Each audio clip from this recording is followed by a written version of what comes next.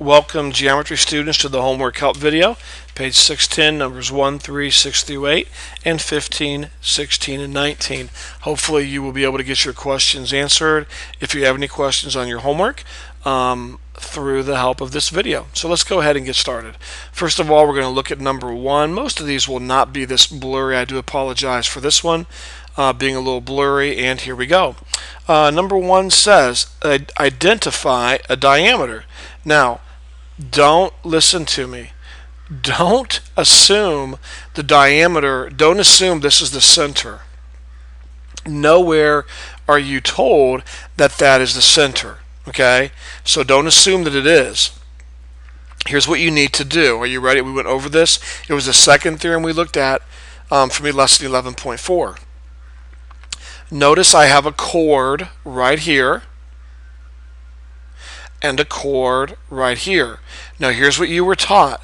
You were taught that when you have two chords that do the following. Are you ready? When you have two chords that form a right angle, and there's your right angle right here, and the one chord cuts the other chord in half, and it does. Here's a mark here and a mark here, so you know that this segment right here is congruent to this segment right here. Whenever two chords intersect in such a way that you have a right angle and the one chord bisects or cuts the other chord in half, then you know the chord that is cutting the other chord in half, you know that chord is a diameter. So this segment right here from B all the way to point E is a diameter. So the diameter is segment BE. Now let me say this. You did not know that BE is a diameter because it went through F. You do not know that F is the center of the circle. You do not know that. And so the only way you know that BE is a diameter is because it intersects another chord in such a way that it bisects it, it cuts it in half, and it's perpendicular. Okay? Let's move on to question number 3. The directions for number 3 say find the value of x. Now, and I do believe the pictures get a little better as we go along, but this is a 6 right here, and this is x minus 1. Now please listen to me carefully. I'm going to ask you some questions. Do I have a diameter right here, QS? Yes, I do. I do have a diameter, okay? And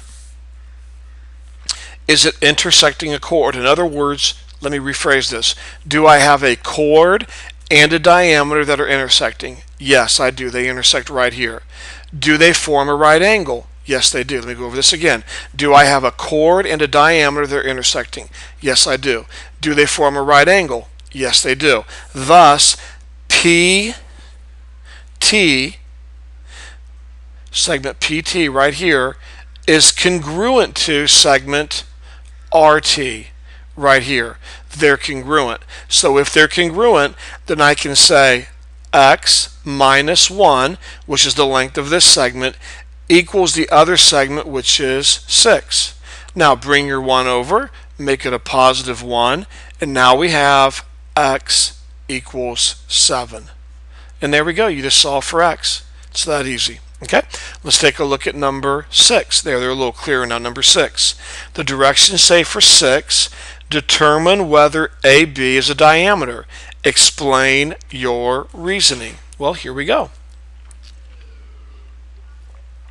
Let's see if AB is a diameter. Well, I have a question for you.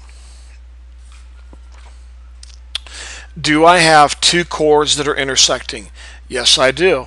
This chord right here is intersecting this chord right here. Okay, very good. Does this chord cut the other chord in half? Yes. See how there's a congruent mark here and a congruent mark here? However, are they perpendicular? No. Notice we have 85 degrees here. The only way they would be perpendicular is if this 85 degrees right here was 90 degrees, and they're not. Remember, the only way we know for sure that AB is a diameter is if it's given to us, we're told. That's one way. But the other way is If two chords intersect in such a way that they are perpendicular, and these two are not perpendicular, and the one chord bisects the other chord, then the chord that is doing the bisecting, the one that's cutting the other one in half, that line is a diameter. But this is not a right angle. You do not have perpendicular lines. So no, AB is not a diameter. Let's take a look at number 7. Okay, here are the questions you need to ask. First of all, they want to know, is AB a diameter? Well, let's see. Do I have two chords that are intersecting? Yes, here's one chord and here's the other chord. Are they perpendicular? Yes, they are perpendicular. Here's your 90-degree symbol, your right angle symbol.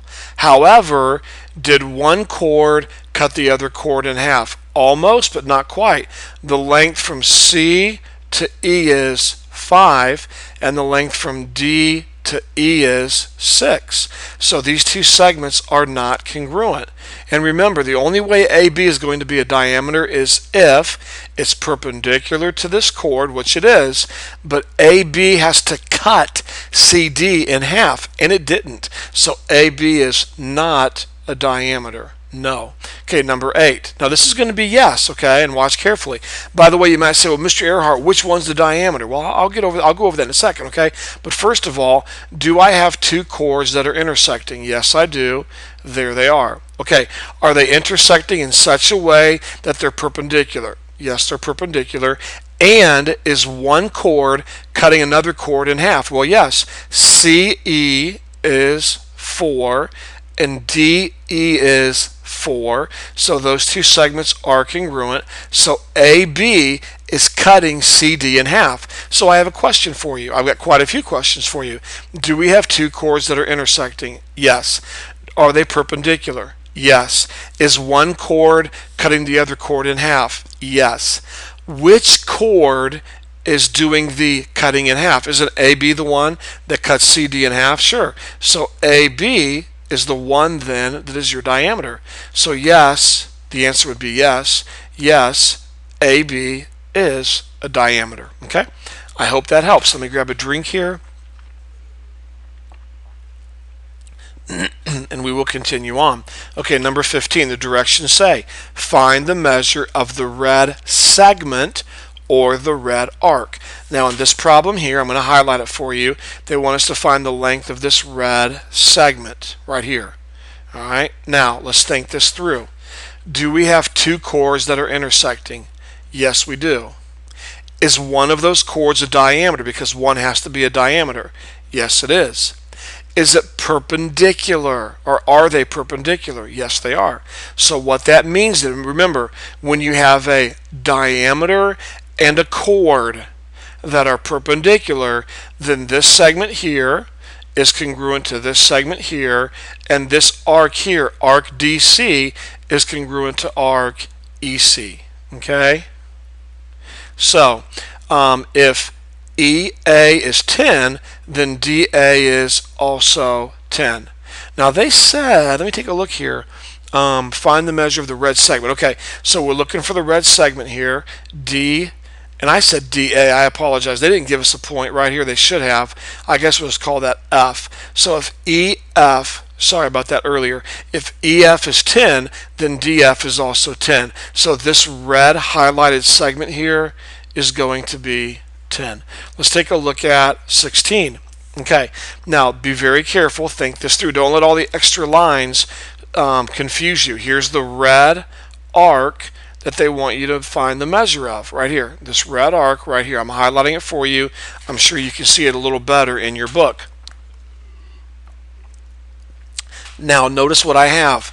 I have a diameter right here that is perpendicular to a chord. So remember, if you have a diameter and a chord that are perpendicular, then what that means is, and we're going to give this a name, we're going to call it G, then BG is congruent to CG, and also arc BD is congruent to arc CD. Okay? So if arc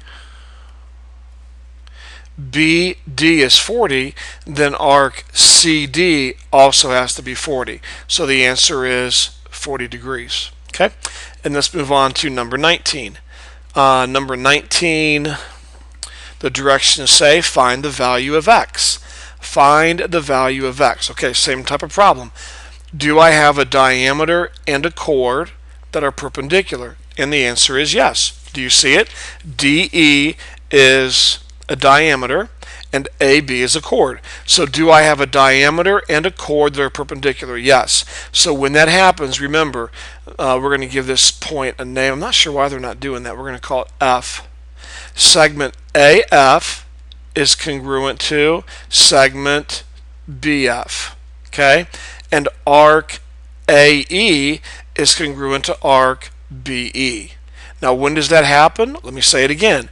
Whenever you have a diameter and a chord that are perpendicular. So if there was an F here, wasn't there? If AF is x plus 6 and BF is 3x minus 8, are they not equal? I just showed you they were, so definitely. So let's solve this equation. Let's bring our 3x over here, and when we do it becomes a negative 3x. And let's cross this off, it's gone. Bring your positive 6 over, when you do it becomes a negative 6. And let's cross this positive 6 off, and look what you're left with. There's a 1 in front of your x here. 1x minus 3x would be negative 2x. Negative 8, negative 6 is negative 14. There we go. And now divide by negative 2, divide by negative 2. These two cancel out, and you're left with positive 7. Okay? So there we go. X equals 7. Okay? I hope this homework help video has been a help to you. If you have any questions, don't hesitate to call or email.